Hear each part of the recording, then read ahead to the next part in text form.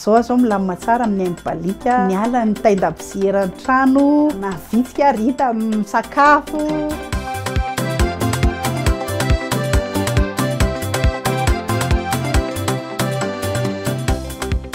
Madame Hortense ny anarako, mipetraka aty Ampasy, ny asako moa dia mpibary, manjifa ny aimbalika. Tonga teto aminay izy mivarotra ny aimbalika, nandresy lahatra anahy dia resy lahatra. Tena nandrana tavoaloha nety be foana, nety tsisy fatapahana mihitsy dia rehefa avy eo nampina. Ny vokatra aimbalika ampiasaiko maromaro, ao amin'ny 40, ao amin'ny 60 Expro.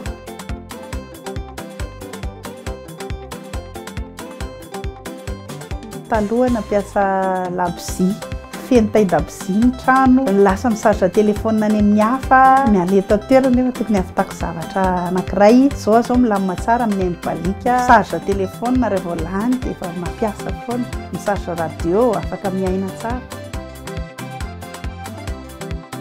Manentana ny renim-pianakaviana zany ampiasa ny aimbalika satria za mahatsapa hoe afa-po, miaina tsara, miala ny taindabozera ny trano, vehivavy renim-pianakaviana na mampinono dia afaka mirehatra parainy andro, afaka atao vehezy, na vitsika rita misakafo, afaka mandeha intelo le izy, na indroa ampiasainao na indray mandeha le fampipihana, afaka vehezy parainy andro.